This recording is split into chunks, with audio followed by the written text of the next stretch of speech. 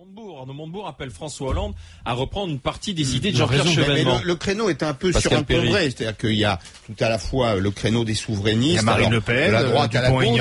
Oui, il y a Mélenchon, Jean-Luc Mélenchon. Et si tu veux, pour porter une pensée, il faut être crédible. C'est un peu comme la communication. La communication, elle est crédible si l'émetteur est crédible. Jean-Pierre Chevènement, c'est un homme qui a une grande contribution à la vie politique en France. Il a été d'ailleurs à contre-courant à 2 ou 3 reprises, pendant la guerre en Irak notamment. Il fait partie de ces ministres qui ont eu du courage, qui ont dit... Je démissionne, je suis pas d'accord, je démissionne. Bon, le 21 avril à l'envers, à mon avis, est un risque relativement à écarter à gauche aujourd'hui, mais je veux dire, je vois pas la pertinence politique de cette candidature. Les idées qu'il défend sont déjà portées et plutôt bien portées, c'est pas les miennes, hein, mais je trouve que Mélenchon les porte plutôt pas mal, je trouve que Montebourg les porte plutôt bien, que Dupont-Aignan... Donc on n'a pas besoin de Chevènement dans cette campagne présidentielle. Non, la question, c'est un peu comme, tu sais, le fondateur de l'enseigne Intermarché, pardonne-moi d'en revenir au fond de placard, mais Jean-Pierre Leroc, il disait toujours dans son entreprise, vous prenez une décision, mais ça sert à quoi? Ben là, je pose la question, ça sert à quoi? Jean-François Kahn. T'avais besoin de Chevènement dans cette campagne? Moi, je pense qu'il veut faire passer son message, donc il ira à la télévision, la télé. C'est quand on est candidat, on passe à la télévision et à la radio, à la télé, qu'à la fin, il trouvera une bonne raison pour pas y aller. C'est trop cher. Mais je suis pas d'accord avec le fait que le 21 avril, à l'endroit ou à l'envers, est à écarter. Moi, ce que je sens. À gauche ou à droite, j'en sais rien. Je sens, parce que les gens je l'ai senti hier à Brie, justement, les gens, de l'euro, ça va plus l'Europe, où on en est, etc. Ils comprennent pas très bien, mais quelque chose leur dit, finalement, elle a peut-être pas tort, Marine Le Pen, de dire que l'euro, si en plus en Libye ça tourne mal, si réellement, par exemple, en Libye, on va vers un gouvernement islamiste, etc., les gens diront, mais finalement, elle est le seul à l'avoir dit.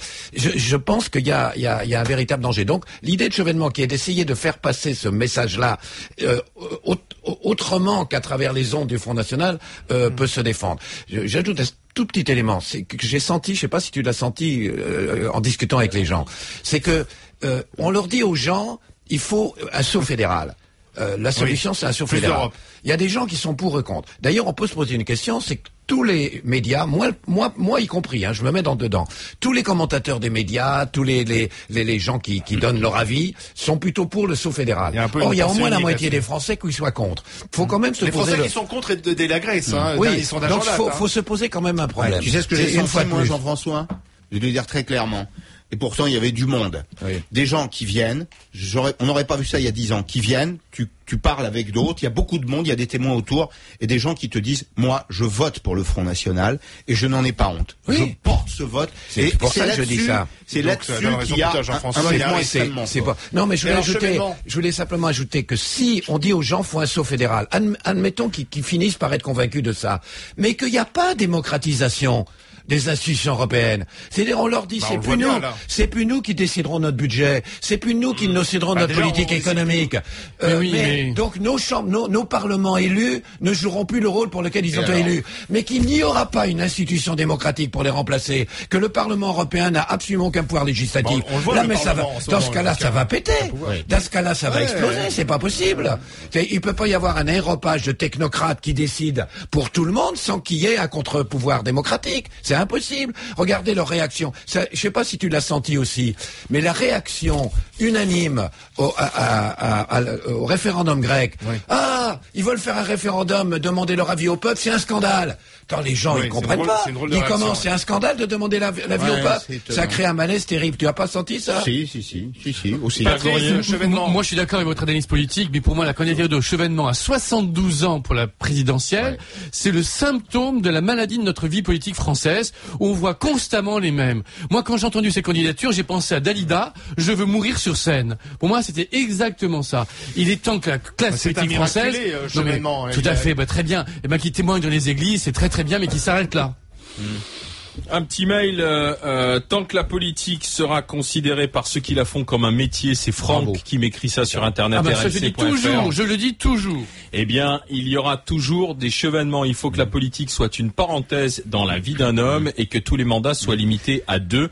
La politique doit servir d'intérêt général, mais ne doit pas être une fin personnelle en soi. J'approuve l'auditeur, bravo. Il a parfaitement raison. Moi, je pense qu'on pourra, techniquement, on a des mesures pour redresser le pays. Mais le problème, c'est qu'on a affaire à des gens dont le seul souci au lendemain de leur élection, c'est d'être de élu. tout faire pour être réélu quelques années plus tard. François Fillon, donc, qui est censé être le Churchill français, il ne pense qu'à une chose, c'est son parachutage à Paris. Et donc, excuse-moi, c'est quand même choquant pour quand les on est Français, dans ça. une Et voilà posture, Lambert qui arrive en plus. quand on est dans une telle posture, on dit oui à tout le monde, alors que la rigueur, la vérité, la logique imposerait parfois de dire non. Donc Franck, il a raison.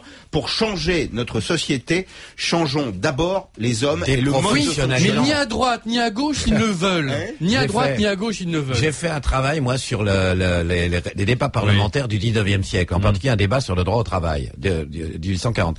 Vous savez qui c'était qui prenait la parole pour la droite et pour la gauche? Pour la droite, c'était Guizot, un grand historien, un Thiers, un formidable historien, Tocqueville, un grand philosophe. L'autre côté, Lamartine, Victor Hugo, Eugène Sue, Edgar Quinet. Aujourd'hui, vous pouvez me citer un savant, un philosophe, un écrivain, un architecte, en Le fait, dernier un qui artiste. citait pas leur non, place. rien. On en sait rien. C'est devenu une profession. Elle a c'est raison. devenu un job. C'est la profession. Ça devrait être la France vive dans toute sa complexité qui est au Parlement et non pas des professionnels.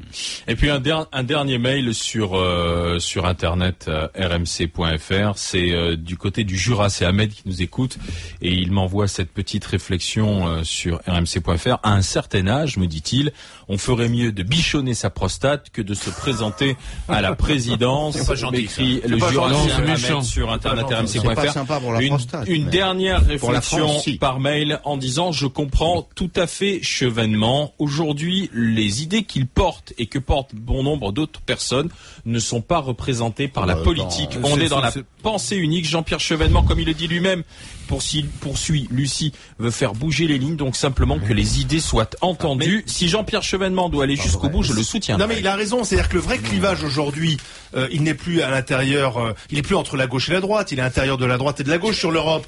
Pascal, reconnais-le. Il y a entre François Hollande et Montebourg, il y a deux mondes. Entre Nicolas Sarkozy et Jacques Miard ou Nicolas Dupont-Aignan, ils pensent pas Oui, la mais même Olivier, chose est-ce sur que des sujets essentiels. Attends, Le clivage, il est là. l'offre politique, elle te paraît pas suffisante aujourd'hui? Dis donc.